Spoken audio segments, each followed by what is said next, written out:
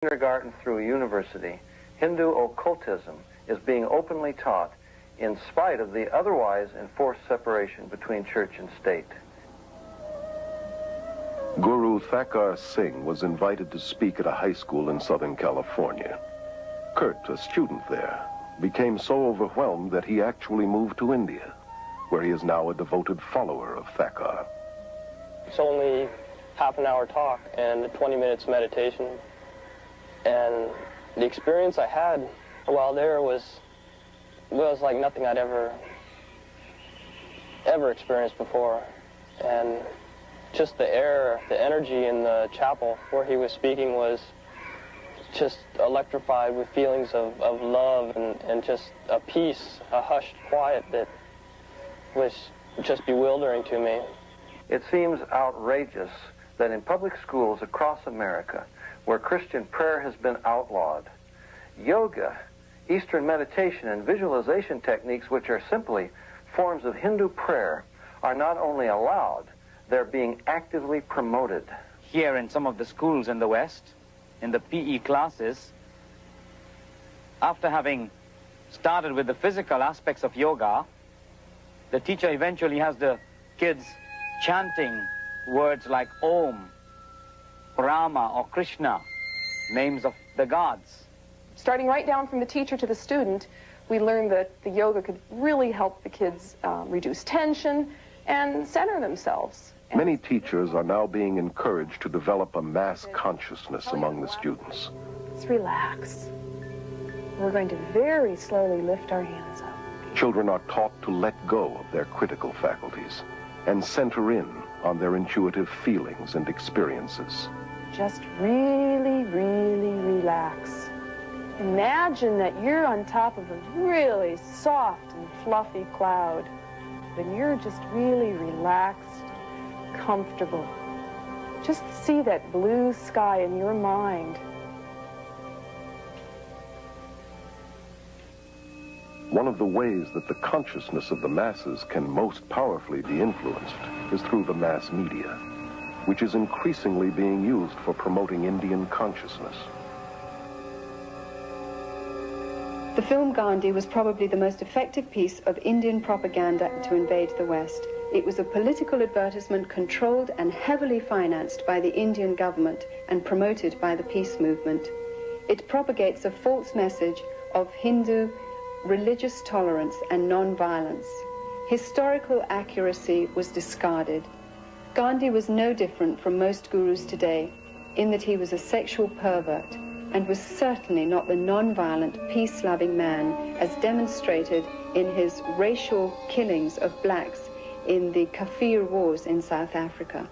The most important message of the film was that Gandhi was one of the first gurus to link Christianity and Hinduism to form one package, a new religion.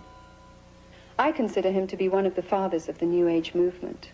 So many of the most popular films today, like Close Encounters, Poltergeist, E.T., Return of the Jedi, Star Wars, are all based upon Hinduism. For example, the Force has a dark and a light side. That's black magic and white magic. The doorway into the occult is an altered state of consciousness. This is the way that Obi-Wan initiates Luke into the Force. He has him working a laser sword. He says, Luke, your problem is you're trying to think. He puts a visor over his face so he can't see. And he says, Luke, you got to tune it out and let the Force take over. That's an altered state of consciousness. In The Empire Strikes Back, Yoda is a yogi. He's got Luke standing on his head going through various contortions to develop the mind power to raise a spaceship out of the swamp. And when Luke can't do it, Yoda does. And Luke looks on and says, I don't believe it. And Yoda says, that's your problem. In other words, it's all in the mind. If you would only believe it would happen. And when Luke goes into the cave to confront Darth Vader, Yoda says, don't take your laser sword, Luke. You don't need it. All you need is within you. That's the divine within. And when he cuts off Darth Vader's head and it rolls to the ground and he opens the visor and sees his own head, that's the most powerful presentation of Eastern mysticism you could ask for. The Beatles sang it, I am you and you are me and he is she and all is one. We are raising an entire generation of children under the bombardment of cartoons and television shows and fantasy role-playing games and movies that are telling them that the occult and Eastern philosophy is a wonderful thing Not something to be afraid of, not something ugly and fearful, but something beautiful with the darling reptilian creatures with the great psychic powers that are drawing these children into an acceptance of things that are dangerous beyond anyone's comprehension. The minds of children are being trained in the use of the supernatural and taught the principle of creating what seems like reality through Hindu psycho-spiritual techniques of mind power. Dungeons and Dragons, for example, requires participants to mentally murder, rape, torture, and otherwise commit mayhem with the aid of occultic powers. In at least one popular game, Hindu deities like the goddess Kali are invoked. Hindu religious techniques, including repeated chants, visualization, and casting spells, are used to overcome enemies.